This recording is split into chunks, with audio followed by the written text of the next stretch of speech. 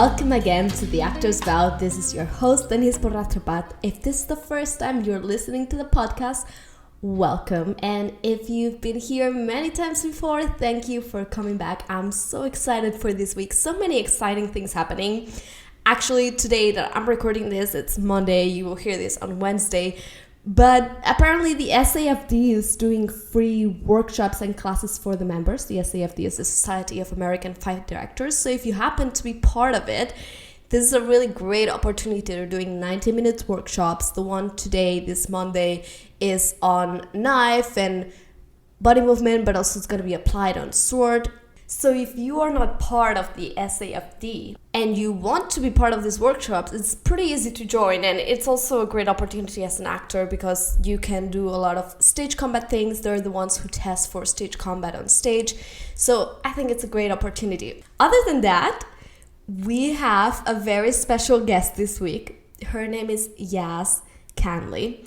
The story with Yazs, it goes back in the days because actually, I met her 2 years ago. She didn't meet me, I met her. When I moved to LA 2 years ago from New York City, the first month I got here, I got myself into every single set I could, no matter what. I would just not sleep. I would be on set during the day, I would be on set during the night. And I did a lot of background work too doing that because I just wanted to be there and meet people. So one of the calls that I got for one night, it was a call at 6 or 7 p.m., and we ended at like 6 a.m. It was a very long night. And that was for a film called Men in Hoodie. I got there and it was a party scene. And I remember we got organized. We pretended we were in a party. Everybody told us where to go. And then the director arrived on set. And it was a woman. And this woman, she was very assertive. And she had a very great presence on that set. And I remember thinking to myself, whoa, this is great. Like, it seems like she's doing a great job because myself, I love directing. I'm an actor, first of all, but I've directed plays both in New York and Spain, and I love directing. And one of my goals is also being an actor-director. So when I saw her doing that, to me, it was very inspiring. And, I followed her on social media, and I've been following her these past 2 years. And, there's always a right time to reach out to people. I knew that when I reached out to Yazs, I wanted to offer something. And I'll just be like, hey, I was background in that film. So, when I started this podcast, she was one of the first people that came into my mind to be the guest because she's such a badass woman. I mean, she not only is a director, she's also an actor first. And she's done so many amazing things. She is very good at so many kinds of dancing, from like belly dance to hip hop to ballet to jazz. She plays 5 instruments, she speaks 4 languages. Her ability to do sports is incredible. She does from fighting to sword, fencing, table tennis. It's incredible. She is very talented in many aspects, and she is a triple threat. She can also sing. So she actually also grew up in Germany, which is something that really caught my attention because, hey, another international artist here in LA. And when she studied in the US, she studied in the actor studio, and now she's a lifetime member of it. And she studied with celebrity coaches like Ivana Chubbuck. And then when she finished her studies, he went back to Europe to do 2 big TV shows. There were very big TV shows in Germany. They were more like sitcoms. And then she did another sitcom that was, aired through all Europe. And she's also been working a lot here in LA, but only recently, actually 4 years ago, in 2016, she started her career as a director / filmmaker / writer. And we will talk about this in the interview with her transition from acting to more, filmmaking and being able to tell her own stories. So in 2016, she began to write and produce her own projects, and her first writer-director debut film was Walt and Itch. And she will talk about it in the interview, but this premiered in the Vancouver International Film Festival in 2017 and was very successful. And then from there, she got her first hired job as a director in Men in Hoodie, where we met. She is a very down-to-earth person. She was so much fun to talk with, so I really can't wait for you to hear this interview. I don't think she needs further introduction, so let's welcome Yazs Canli to The Actor's Vow. Welcome to the Actors Bell, Yazs. It's such an honor to have you here today. Thanks for having me. I'm excited that you reached out. Of course. So the first question I want to ask you is the one that I ask everybody, and that's what made you want to be an actor? Oh, I never really did anything else or thought about anything else when I was 4 years old. Apparently, this is a story that my parents and grandparents told me that when people ask what you wanted to be when you're grown up, and I always said, I want to be an actress in Hollywood. Really random because I was this little German Turkish girl. I grew up in Germany and Turkey, so I was far, far away from Hollywood. But for some reason, there was something inside of me that always knew that this was my path. So I was just, I guess, born with it. Yeah. Mm-hmm. Okay. Yeah, really cool. That's the same story for me. I was born in Spain. And since I was 5 years old, I was like, I want to be an actress. So that's really cool. Yeah. Okay, so when I checked everything you've done, I was very impressed by all your special skills. You dance, you play 5 instruments, right? I wanted to ask you if that's something you learned since you were little. It's something that was in the family, the artist thing, or like, do you set yourself goals to learn new things all the time? That's a very good question. So I grew up, my father was a dentist and my mother was an editor for the news Okay. on TV. So not really artistic in that sense. Okay. But my sister and me both grew up just kind of with that artistic vein in us. My sister is the singer, and I ended up doing more of the acting stuff. But I actually started with dance first. So I started dancing when I was about 5 years old, and then singing and acting or theater in that sense. Kids theater started when I was around 7. So I was exposed to all of that very early on, and I found a liking to all of that, and I seem to have a talent for it. So my parents just naturally nurtured that, Okay. which I'm really grateful for. So yeah, I just grew up dancing, singing, playing theater, playing instruments. I played the piano for 11 years, and percussions and all flute, all kinds of things. So it was part of my life. And then when I was a little bit older, I guess maybe didn't particularly set goals, but I followed my passion. So when I was a teenager, I did musical theater for a little while. And after that, I knew for sure I wanted to go to drama school. So that was a goal that I set for myself once I graduated from high school, that my path was going to be going to a drama school. So I auditioned for that and did all of that stuff. And now as an adult, I really still just kind of follow my passion, and it just happens to be mostly in the creative realm. So it's not so much that I have to force myself to set goals and then reach them. It just naturally happens that I love something or I'm interested in something that I don't know much about, and then my focus just goes there, and I naturally just start to learn and educate myself, and I follow my heart, my passion, however you want to say it. Yeah. Yeah, that's really cool. Okay, so you also speak 4 languages, right? Yes. And I guess that's something that you were born, you speak German, Turkish, English, and what else do you speak? French. And French. Okay, perfect. Yeah. So I wanted to ask you, because I speak 4 languages too, and I wanted to know your experience coming here to the US, if your languages and your culture has been a barrier, or if it's something that you think has enhanced your career. That's an interesting question, because for me, I think it was a little bit of both. Okay. I think because I'm a little bit of a hyphen, I'm not just one thing, because I'm also Turkish German. I'm half Middle Eastern, half German, half white, Western. It's a little bit of a gamble with people. They don't know quite where to put me. And then because I speak languages, but for example, like I can speak French, right? But I'm not the French native. So they kind of don't really put me in that category either. So for acting, I think it's a little confusing sometimes for Hollywood. So what I actually was recommended, and what I also did, was very early on, I did accent classes to do American.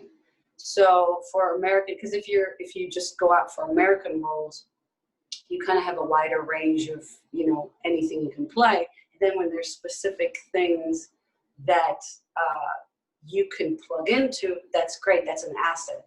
But I think as a foreigner, again, if you can, everyone is different with language, but languages is a thing that I'm passionate about and that I really enjoy.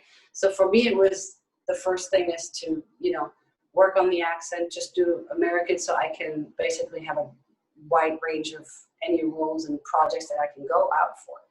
Now, with the languages and the accents, because I also do about half a dozen of accents, what was really helpful was voiceover, because I also work as a voiceover talent.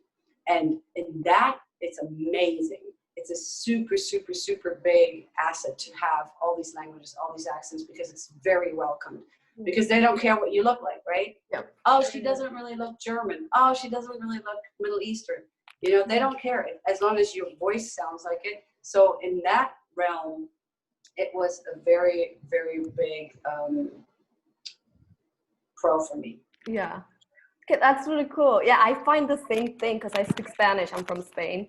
Yes. So they always tell me, you don't look from Spain. So like you look like, I don't know, German, Swedish. And I'm like, well, but I speak Spanish. So yeah, I totally agree. And the accent reduction thing or elimination, it's such an important one. It's still something I haven't achieved after years of coaching. Oh, well, I have an amazing guy. His name is John Sperry. He works with the creme de la creme. Actually works with really big stars from Spain too. So you should check him out. I'll send you his info. His name is John Sperry. He worked with like Catherine Zeta-Jones, like huge, huge stars. Okay. And he's actually right now during this pandemic, he's doing online classes for really, really great price. So especially from people from Spain, people from Germany, people from Italy, and then I think like a variety of just American accent for foreigners in general. Okay. But yeah, he's amazing. He's great. He works. I work with him at the Actor Studio. I'm a member of the Actor Studio, and that's how I met him. Mm-hmm. And I think for any foreigners, I think that is key. It doesn't matter, even if you're British, right? Mm-hmm. You still respect your American accent because you are in America working or wanting to work in this industry. So, the more you know, the more you yeah, and it's great to have your accent, right? But you need to be able to switch, and that's a problem that I've been encountering. Like they love the accent, but they're like, okay, now can you do an American? Yeah. So yeah. Okay, yeah, thank you. And you and I, we have to educate Hollywood more and more that Spanish people don't have to look that way, and Turkish people don't have to look that way. Unfortunately, it's been a little bit more loosened up with all the streaming networks because they're casting a little bit more variety, not just German has to be looking like blonde and blue eyes, because that is absolutely not Germany. Absolutely not. And so, people like you and I, we just, we have to keep educating them, be like, hey, no, I'm Spanish and I look like that. And there's a lot of Spanish people that look like me too. Yeah, absolutely. Yeah. It's a good moment for diversity, but still, a lot of issues. So I wanted to ask you, your acting career is impressive, but I really wanted to get into your directing side. Mm-hmm. There are so many actors that also want to be directors, and you are doing that. So my question is, when did you realize you wanted to get into that directing, and when was your first experience? Sure. So the directing part for me came about 3 years ago now. Okay. And I was part of this acting school called the Beverly Hills Playhouse. And they are very, very good about, the all around education, not just the acting, but they also encourage their students to shoot little films and get together and create content. And they have a little film festival every year. So I've been having creative ideas about stories for a while because I'm a storyteller, but I never thought of, I can actually make that into a film, because I was like, well, I'm not a director, I'm not a writer, so I don't know how to do that. And for this little film festival, we were encouraged to do short films. And so I was talking about this idea that I had, and my now boyfriend, back then he was just a friend, my now boyfriend said, this is really awesome. I have this good friend, he's a DP and a camera operator, and he shoots amazing stuff. We should tell him about the story. Maybe he wants to do it. And so one thing led to the other. I told the story to the DP. He was like, wow, this is amazing. I definitely want to do it. He then got his camera assistant inspired. I told him the story. So it just happened like that. And so I ended up writing this little short film that I had. We went out and shot it in Big Bear. And it was absolutely stunning because of this amazing DP called Greg Arch. I work with him every time I can. He's just wonderful. And so that was my first little short film. And then I had a composer friend of mine who is a very amazingly talented musician who did the music for me. And everything just came together. And this little movie turned out to be such a little gem that people kept saying to me, hey, this is actually good. Like, what are you going to do with this? I was like, oh, this is just for like this acting school. No, but what are you going to do with it? Mm-hmm. And so I was encouraged to enter it into festivals, which I never thought I would. And then I did, and it did a really great run in the festival circuit, got amazing reviews. And then I knew, oh, I think I will want to do this again and again and again and again. And so I just kept doing little projects like that. And then I think about a year, so for about a year I was doing little projects like that. And then a year later, I was approached for the first time to be hired as a director. So, which was a very different experience because I didn't write it. It wasn't my project that I wrote, and now I'm making this.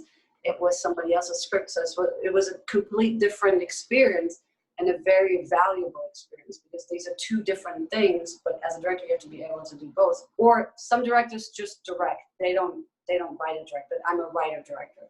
So I usually write my own stuff and then I direct it. And that experience turned out to be Man in Hoodie, where I met you. Mm-hmm. And that film also did very, very well in the film festival circuit. We were actually just, I think, have a few more pending, but we were nominated in 2 festivals for Best Drama, and we ran in a bunch of different cities. And that short film, that story is now being developed into a TV series right now, which I'm really, really excited by. It's such an amazing project, such a strong message. And Shamar Philippe, who is the star of it and the writer, he is a talent, such a talent, and he has such deep and beautiful writing. Really, really proud of him. And that's something that, we'll see what happens, but keep your eyes open for it. Yeah. I mean, yeah. I remember the night I met you was the night we were shooting a scene for Man in Hoodie. And that was the only day I was on set, and we were shooting all night. So it was very tiring. Everybody was really tired by the end. But I remember you, and you stood out to me because you just were so assertive and you had such a presence on set the whole time. And at the same time, you were making time, to be there for your actors. And I remember that for these 2 years. So that was really cool. And I wanted to ask you, how you got there, because it was your first hired job as an actor. So what do you think? As a director, yes. So what do you think is the things that brought you there, that prepared you to be a director? Did you study for that? Is your experience as an actor translated into that? I think, of course, it's different for everyone. But for me, it was the accumulation of all of my life experience as an actor, being on set, reading millions of scripts, being on set for TV, because I was on 2 TV shows, or being on film sets, which is also very different, right? Knowing the language of the crew, that was definitely helpful, and then, of course, talking to actors, that all comes from my experience of being an actor myself, right? But throughout that first year when I started to doing little projects on my own, I really started to learn and educate myself more about the behind the camera stuff, right? And I still have so much to learn, but I have so much respect for all of the people on crew, because they're masters in their departments, right? Yeah. And I think the most important thing as a director is to build your team, because the stronger your team is, the stronger the story is, the stronger the project is, the stronger you are, right? So I think for a director, it's more about learning all the languages again of the crew. So knowing how to speak to your camera department and knowing their language, then talking to your grip department with all the electricians, knowing their language, knowing the makeup and art, wardrobe people's language, the actors' language. You're basically a communicator between all of these different departments. And that is something that was really inspiring to me and motivating, because acting is just one tiny, small little part of it. It's a very important one, but it's one tiny little part of it. Now, as a director, when I work as a director, I get to experience all of it with everyone. And I thank you for your compliment that what you said about me on set, because that's something that's important to me. I want to be present for everyone on my crew, and I want to be accessible to everyone on my crew, because I respect what they do so much that I want to create a space for everyone where they can work and do their best without interfering. And so for me, it's all in the pre-production. I communicate a lot and strongly with all the departments in pre-production, because when we get on set, I don't want to have any conversations anymore about how to do things. Everyone should be on the same page, that when we are on set, we can deal with all the things that always go wrong, right? That's how it is. But if, for example, me and my DP, Hilarion Banks, for that movie, we had excessive talks. We went over the whole shot list. I created the whole shot list with him, shot by shot by shot by shot, and we went over it and discussed it, so that when we were on set, we already knew what the shot lists were, and then we could be flexible and rearrange, and that, oh, this actually doesn't work, let's try it over here. Yeah. And that way we were able to never go over time. We didn't have to do any reshoots, and it was just, I think, a more creative experience, because then you can really just focus on doing your best work rather than stressing out about, oh, well, how are we going to do this? Yeah, that's great. I mean, I love that you know what works for you, and there are so many different styles. I know there are directors that don't like to plan and are like, just let's improv, but that works for you, and that's awesome. So I wanted to ask you, if there's, an actor listening to this that wants to start directing, but they don't know how to, what would be your advice?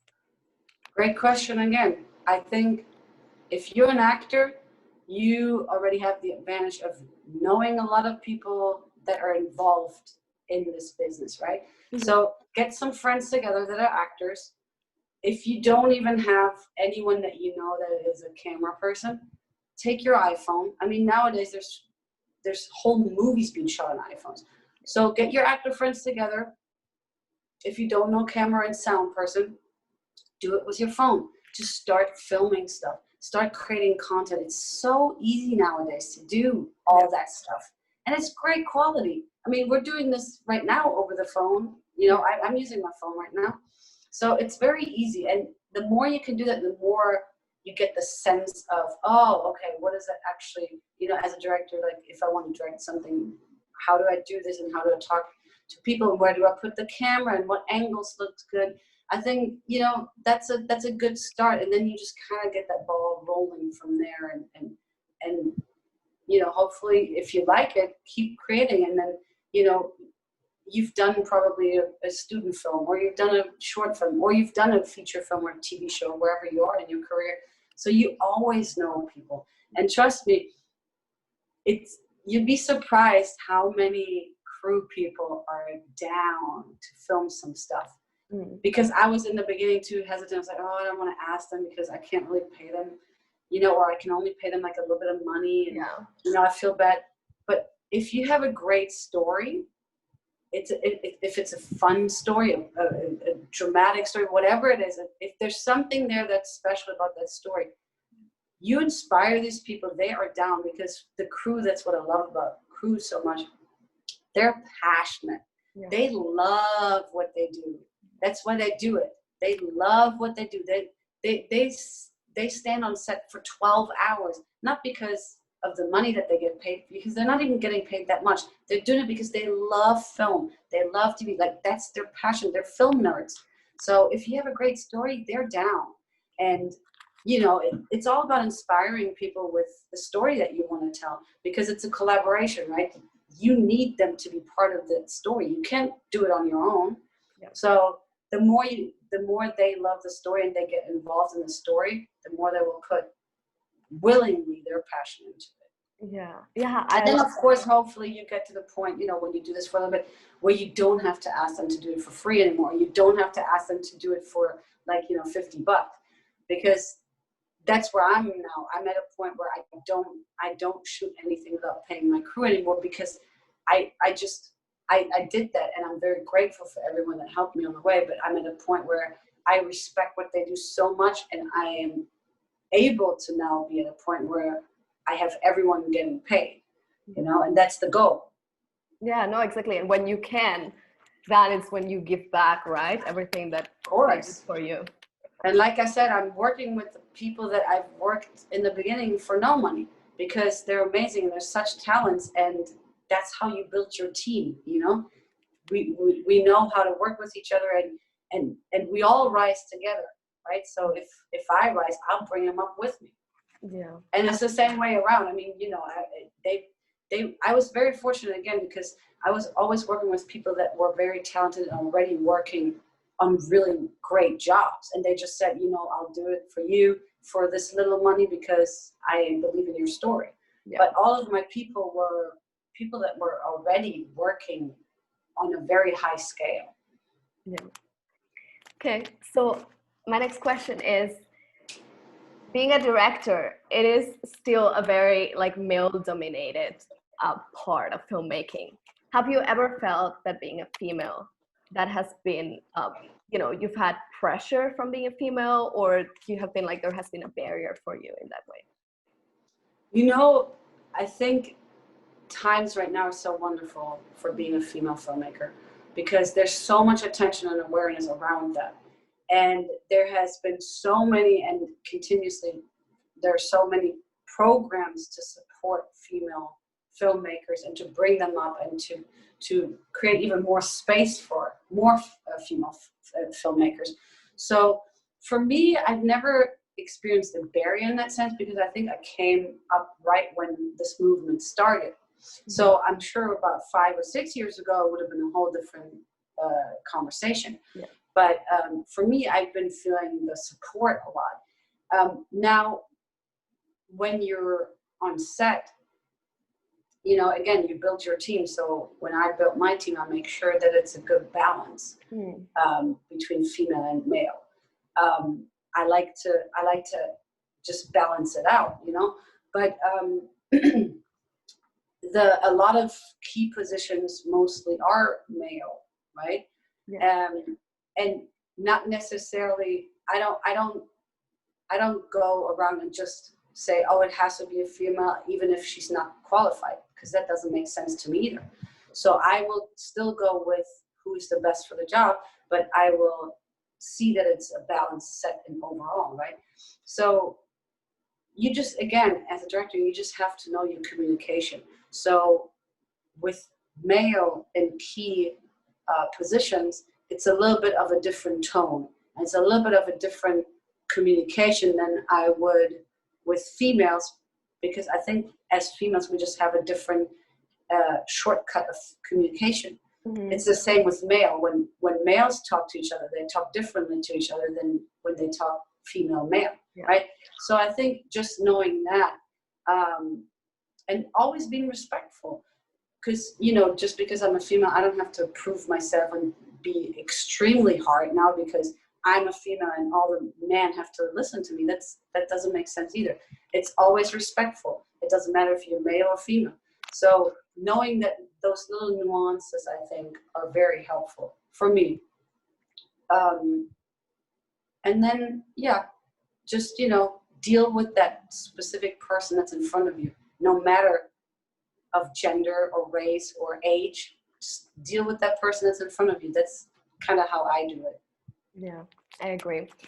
So I think you're a very hardworking person, and part of your success and everything you're doing now is because you have very extensive training too. Like, you've worked at the actor studio with Ivana Chabak, and you've also done your own stuff, right?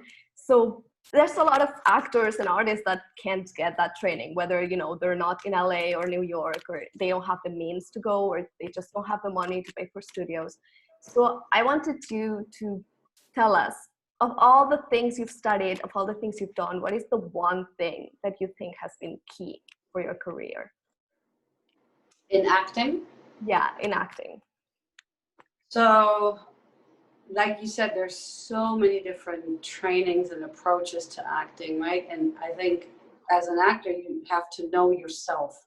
So the more you know yourself, the more you can work with yourself, because yourself is your instrument, right? Your instrument is what you need as an actor. Yeah. So the more you know yourself, the better of an actor you are. And the more you're not afraid to look at the ugly and the dark sides of you and the things, the secrets that you keep, even from yourself, the more you can shed light on those spots within yourself. This can be a very private thing. Nobody has to know. But for yourself, the more you're able to do that, I think the deeper and better of an actor you will be, because then you can use all of these parts and expose them in a role, in a specific project that is acting, right?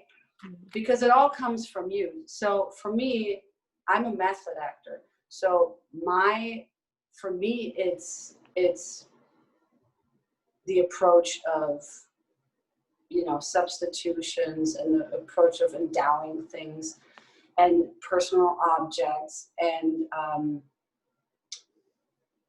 things like that. So that's just my approach. But I've studied a lot of different things, and I kind of pull and, from every little box that I've maybe done.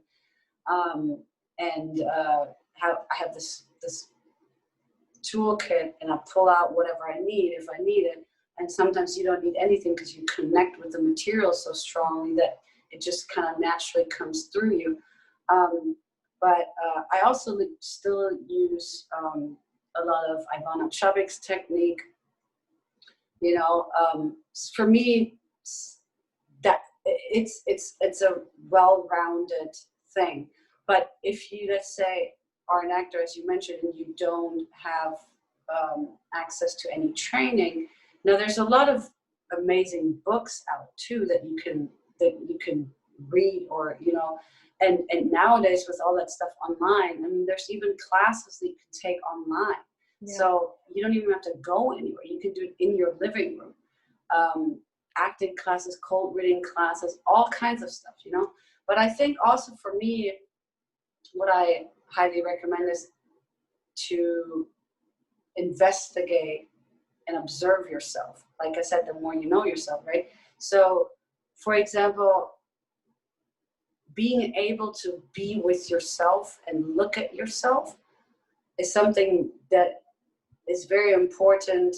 And I do it, for example, through meditation. So every time before I act, if it's for a self-tape and I have to go on my camera, or if it's an audition where you go in person, not right now because of the pandemic, but yeah. Or if I'm on set and, before camera rolls and I'm already in my place, I always go back to myself. And it's totally fine to say, just give me one moment, and you just turn within, and whatever it is that you need to do, whatever it is that you need to talk to inside of yourself, to ground yourself, to center yourself, to bring yourself into present moment. So that's the only way you can be available for whatever happens, right?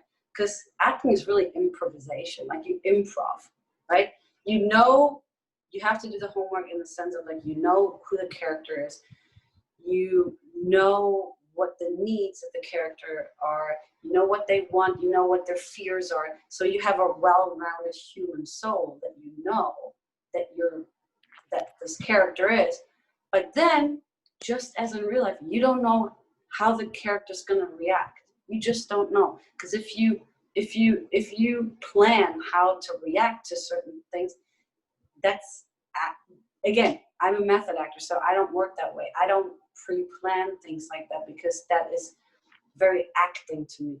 Well, the way I work is I try to just be, you know. So whenever in that moment, whatever line is throwing at me, I don't even know what I'm gonna say, but I trust the actor Yazs knows what to say, but the character doesn't know what to say, right? So I'm in that moment, I have no idea how I'm gonna react, and I'm not gonna plan it, because I can trust that all of the homework that I've done, that I know who this person is.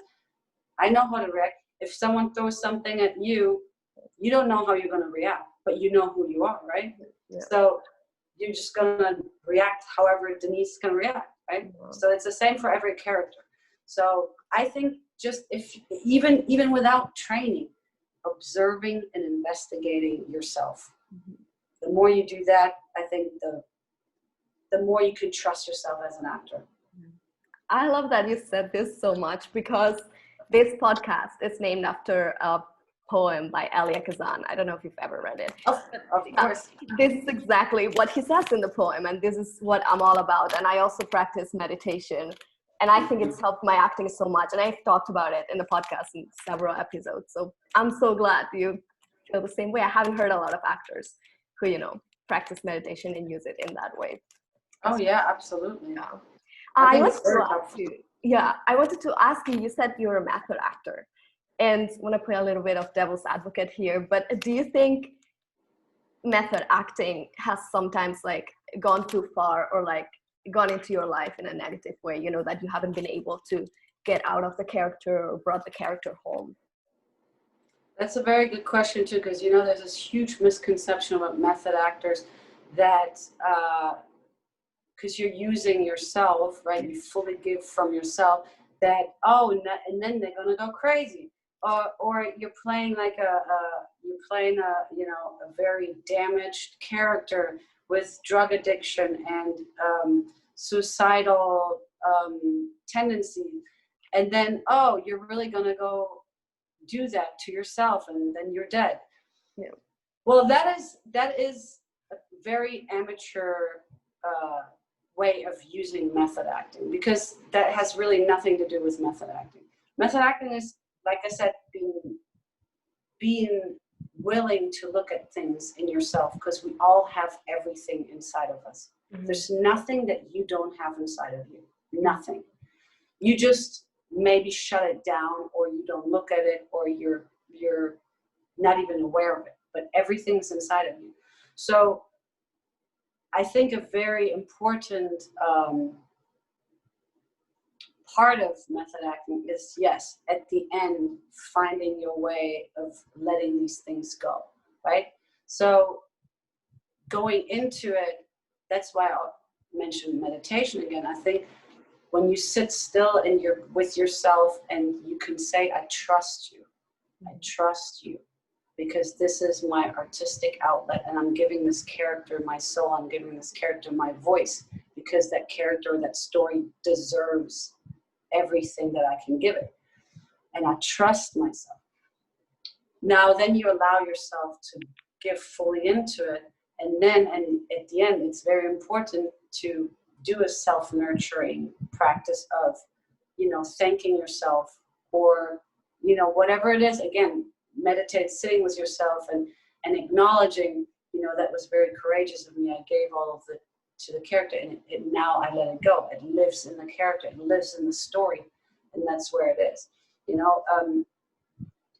But if I can see how people think, again, we're such a fear-driven society, right? Mm-hmm. And that's why I'm also saying, if you can look at yourself at these things, you're probably going to be afraid to discover things within yourself that are very uncomfortable, or that are very ugly, or that are scary.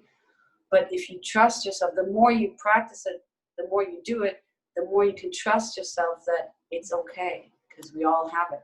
And it's not really you. It's just part within you. It's not who you are. It's just part of your life experience that was then put on to your brain with a specific emotional attachment.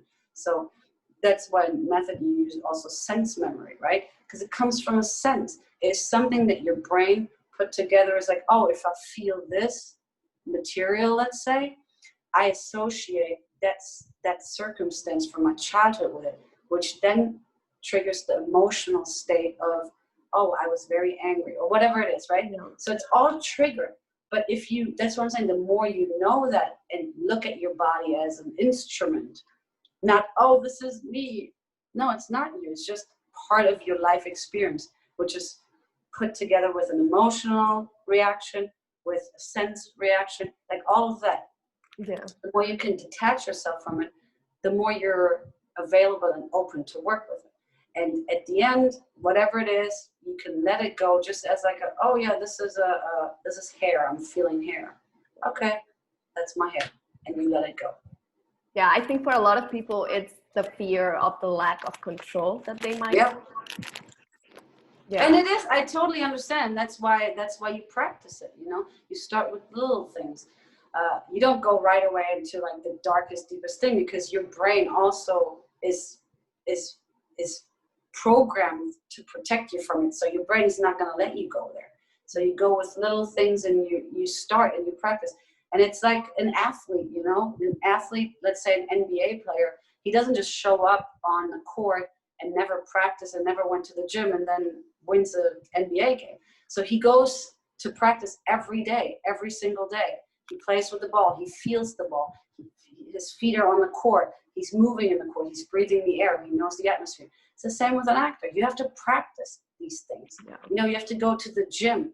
And that's why, you know, classes, or even on your own, things that you can work on yourself at home. That's what I'm saying. It's very easy to just do it on your own, but you have to practice it. You know, the more you practice, the better, or more comfortable, more confident within yourself you get.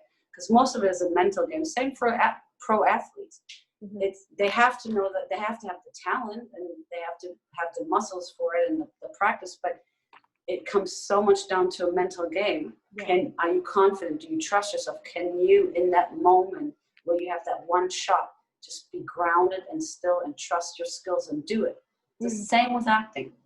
Yeah, absolutely. And the way I see it is also that if you're able to tap into that part of you, that's what makes you you, and will make your acting, you know, unique and very specific. Because if you follow a more, you know, physical approach, it can be something that's more broad, that can seem more, you know, general, and that's not something you want in acting. So yeah, it's just level of depth that you can go into, you know, and wherever you are in your career, I always encourage you to go deeper. That's what I do with myself too. Yeah, absolutely. So on the writing side or production side, I know you are starting a YC Films. That's like a production company. So I like for you to explain what the process for that has been and what, you know, the goals with that is. Sure, that is very new still, because you know, I seem to be more of a writer director. Okay. It was just natural to me, like, well, you know, if I'm creating my own projects, I should have a name or something where I release those things. So I came up with YC Films, because YC are my initials, but it's also YC Films, because the films or the stories that I want to tell are stories that usually have a universal message, in the sense of everyone can relate to it. It doesn't matter where you're from, what language you speak, how old you are. These are things that we all can relate to, because they are centered around desires and needs and love and hate and you know, all the things that we all know that are innate in human souls. And So it's a lot of times it has to do, they're character-driven stories, not so much plot-driven stories, because I love to examine the human souls and the relationships of people. Is that it can be family, it can be romantic, whatever it is, but these so flawed relationships that we all have. I think there's so much beauty in the imperfection of it and the messiness of it. And we all know it.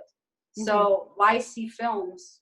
Because I want to inspire and move and touch people with stories that I create and that I tell, and that I'm lucky to be part of telling, because even some stories are not written by me, but there's something in the story, or there's something about the theme that I really connect to, because they're in that realm of that. So why see films as that? What was the other question? The other question was with writing. There's so many limitations that we put on ourselves. Oh, I'm not a writer, so I can't write a script. Oh, I'm not a director, so I can't really do this film. I just have this idea, but I can't do it because I'm not a director. Yeah. I've done that for a long time, and I'm not doing it anymore. Okay. And that's, I think, again, mindset. That was the biggest change for me that then started to open doors. The second I could say to myself, I'm a writer-director, it's as simple as that, but you have to really believe it. Because I kept saying, no, I know, I am a writer. I'm a writer. Kind of, yeah. Never, but I could never really truthfully say that. Yeah. And whatever it is that you need to do to trust yourself again, to get to allowing yourself to be everything that you want to be.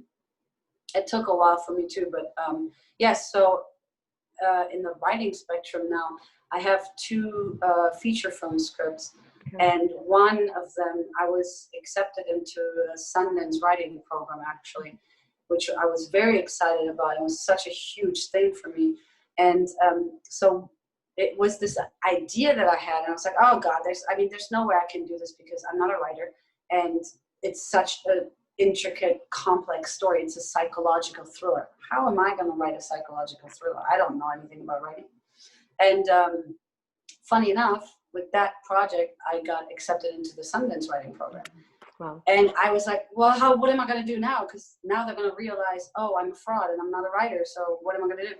All these things that I had to go through. But anyway, I had an amazing experience there, and I have an amazing story now that was developed, or I was assisted to develop that beautiful story, and really cool story too. So I have that feature film script. It's a psychological thriller. And then I have another one that is a period piece, but it's a coming of age story.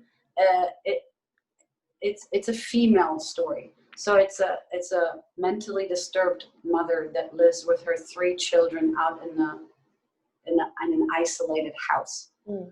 And there's a lot of stuff happening, but the main character is Mary, the 11-year-old coming of age story. So it's a beautiful, beautiful story, completely different, 2 completely different scripts and completely different settings. But again, they're both dealing with, relationship and finding things within yourself, having to struggle with things, fears, needs, wants, all of that stuff. Mm-hmm. And you can set that stuff anywhere. I could set it on a spaceship on Mars, It doesn't matter what the setting is, but that's what my characters will be dealing with. Yeah, exactly. And you can make it easier if you don't have the means to shoot that, you can set it in the living room. So yeah, absolutely. Yeah.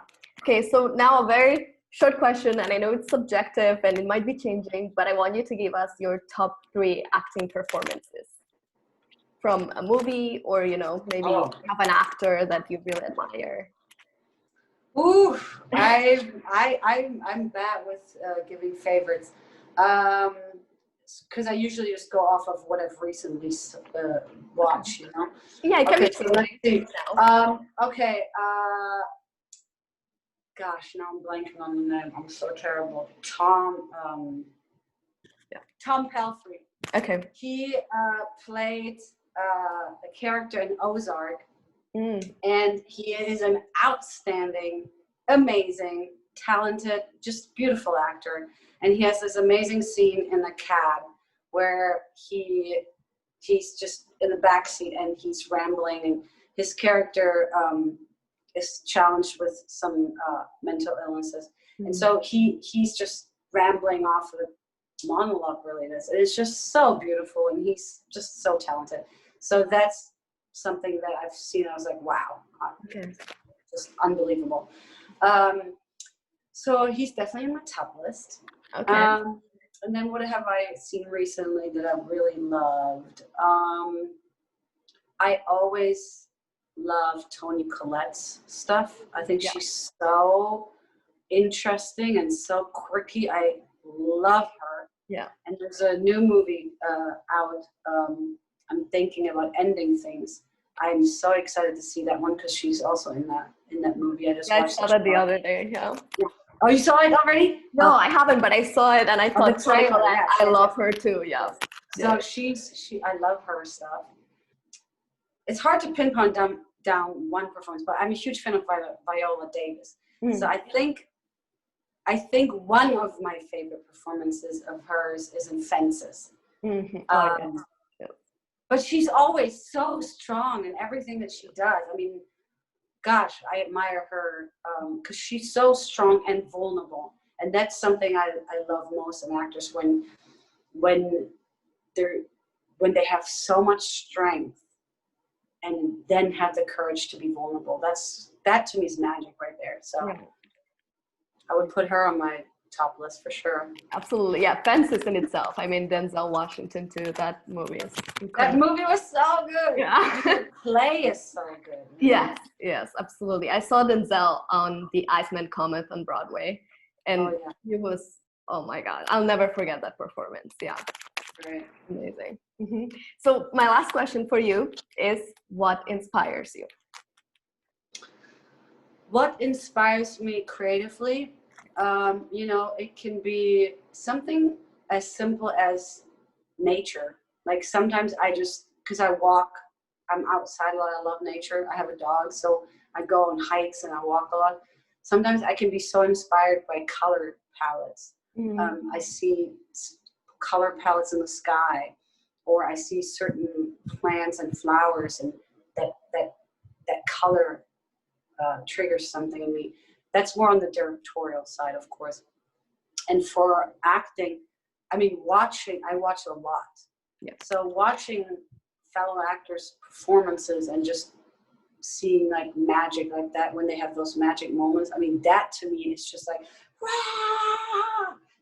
I'm just like, yes, like I live, like sometimes I scream out loud and I cheer, like, well done. Like I just get so excited when I see fellow actors shine. That's so inspiring to me. And then also reading scripts where I right away connect to like a character on the acting side, and that's when I know, the writing, there's something there that's very deep. Or if I read a script and right away, like I see visuals and I know where I want to put the camera, I know how I want to light it. So that's more the directorial side. But yeah, reading scripts, and it doesn't happen that much because there's a lot of scripts that are kind of like, whatever. But when you do get a good script, man, like right away, it all goes, and I love that. I love when that happens. And sometimes conversations too really inspire me because they trigger something deeper within me. Again, knowing yourself, the more you know yourself. So having conversations with friends, I have a lot of friends in the that are artists in the film industry or music industry. So having conversations about a specific piece of art or specific piece of music or film usually then inspires me to look into other things deeper and then maybe use that for things that I want to do, So all of the things, really life. Yeah. Life inspires me. People inspire me. Nature inspires me. I think when you're an artist, that's just who you are. You breathe it, you live it, you are it. There's no separation of you go to your job and you're an artist and then you go home and you're not. So really everything in life inspires me. Yeah. Even the I've learned to look at chaos or horrible things that we perceive from the outside world, and I look at it, or even stuff inside, and now what I always say is I bless the mess. Mm-hmm. Because the mess always gives you, or it can always give you art, and because it is all art, and so I let that stuff inspire me too. The pain that I sometimes feel or go through, I let that inspire me. The fears, 100% I let inspire me, because fears are nothing else than, on the other side, than passion. When you look at it and you can say, oh, I'm feeling fear, and then you investigate, oh, what is it that I'm fearful of, or what is it that I'm scared to look at? Yeah. Then it can turn into passion, because you get passionate about, because you care about it so much. Yeah, you can heal it, or you can nurture it, or you can laugh about it, or whatever it is, Yeah. But you just got to look at it. Absolutely. So before you go, I want you to tell the listeners where they can find you and your work. Oh, sure. So I'm on social media under Yazs Canli. That's pretty much everywhere. I'm on LinkedIn. I'm on Instagram. I'm on Twitter, Facebook. And it's all my name, Y-A-Z, Yazs Canli, C-A-N-L-I. Mm-hmm. And then same thing on my IMDb. On my IMDb is my name, Yazs Canli. I have all of my, credentials, credits, training there. I have, I think I have a couple of reels. I have some acting stuff on there, and then I have some gun stuff because I'm trained in firearms. So I have a little gun reel on there too. Yeah, and that's how you can find me. Just my name. Awesome. Thank you so much for joining us today.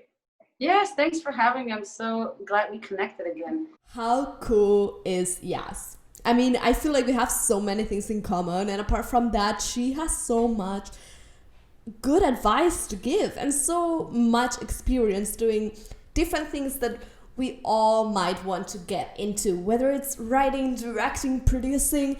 I think the best thing that she said is, just do it. There's no reason why you should be telling yourself, I'm not a writer, I'm not a director. The only way you can become one is just starting.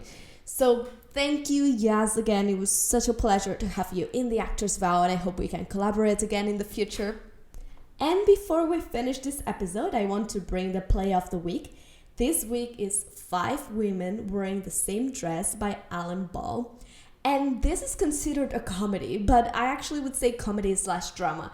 It touches a lot of very deep topics, and there's a lot of amazing dramatic monologues, scenes, and there's great things for scene study, for just class, if you're looking for something to audition with even. There's really great monologues. This is one of the first plays that I saw when I came to the US, and I think it's something really great to read as an actor and have in your repertoire and know about.